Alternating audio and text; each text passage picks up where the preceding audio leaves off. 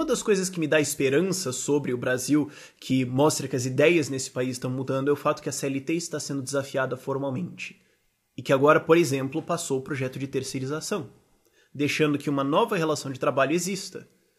E mais jeitos das empresas contratarem, mais alternativas, mais opções, para encaixar melhor a vida do seu funcionário, para encaixar melhor a como a empresa funciona, ou seja, facilitando contratar. E a galera que é contra isso, de maneira geral, é por ignorância econômica ou por até inclusive acreditar naquele mito de que terceirizado ganha menos, etc, etc. É mito, tá lá na descrição os links para você ver sobre por que isso não funciona, não é assim. A pesquisa tem uma metodologia, pesquisa originalmente que fala, não, porque eles ganham menos, a metodologia dos caras tava tudo errado. É que nem o Piketty do Capital no século XXI. É um livro mó bonito, só tem um problema com o livro dele, os dados estão fraudados. Ele mentiu nos dados. Só isso. Fora isso, legal o livro. Fora o fato de que os dados estão errados. Agora, tem gente que acredita nessa história de que o terceirizado ganha menos, e se for contar, no máximo 3% que ele ganha menos, e como o FGTS pega 8% do seu salário, se você é contra a terceirização, você deveria ser 3 vezes mais contra o FGTS. Mas enfim. Ponto é, a galera que é contra isso não está percebendo que é mais formas de contratar. E o que isso vai fazer é ajudar a tirar pessoas do desemprego. E sim, isso pode prejudicar algumas pessoas que estão empregadas agora que podem acabar ganhando menos. Então o que você tem que defender e eis o argumento que você é obrigado a defender esse argumento se você quer defender a CLT. E você não vai precisar defender esse argumento pra mim, porque eu não trabalho na CLT, eu trabalho aqui no YouTube. Você não precisa defender esse argumento pra servidor público, você não precisa defender esse argumento pra pessoas que estão empregadas, nem pra terceirizados. Você não precisa explicar isso pra eles. Você vai precisar defender esse argumento para o desempregado. Você vai ter que ir para um desempregado e você vai ser obrigado, por coerência filosófica, a defender esse argumento. Fala pra ele, você poderia ser contratado por terceirização.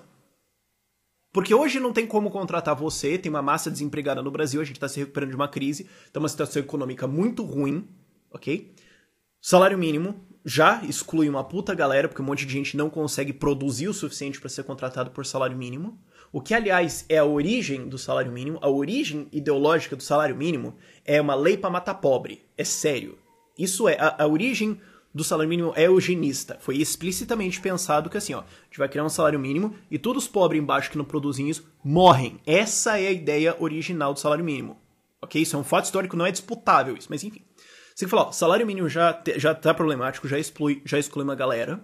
E depois tem ainda os custos da CLT, de maneiras que contratar alguém legalmente vai custar aí R$1.600, R$1.700 por mês. Então não dá pra contratar você por mês assim, porque tem instabilidade da economia, etc, etc, etc. Então você não vai ser contratado. Esse é o fato hoje da CLT. Você vai ficar desempregado. E a gente poderia fazer uma reforma de terceirização que poderia ajudar você a ser contratado. Porém, para a sua proteção, nós não vamos fazer essa reforma. Porque outra pessoa que está empregada pode perder um pouquinho de salário. Porque algumas situações podem piorar para quem já está ganhando um emprego. Então, para proteger os benefícios de gente que está numa situação melhor que você precisa se fuder. E você vai ficar desempregado, e isso é para o seu bem. Se você é contra a terceirização, você é obrigado a defender esse argumento. Quem está desempregado precisa continuar desempregado para benefício de quem está empregado. Porque não tem como você decretar uma lei que vai ter emprego. Não tem. Não tem. Quer dizer, tem se você abolir a CLT. Isso seria uma declaração, seria uma lei que traria emprego. Mas não tem como você passar uma lei dizendo emenda constitucional. Todo mundo vai ter emprego. Não dá. Porque daí você vai fazer... o que? O Estado vai ter que dar emprego para todo mundo, então. Mas quem vai pagar? Não tem como você fazer isso. Não tem como você decretar que a pobreza acabou. Senão a Dilma teria feito isso. Ela teria feito isso. Ela teria tentado. E mesmo se não fosse possível, como não é, ela ainda poderia ter tentado, mas enfim. Às vezes eu sinto saudade das loucuras dela. Mas o fato é, não tem como resolver o problema via decreto. Que isso não existe. O que existe é resolver o problema via pessoas poderem ser contratadas mais fácil. O que a PL da terceirização faz é abrir mais jeitos de contratar pessoas. É facilitar e empregar.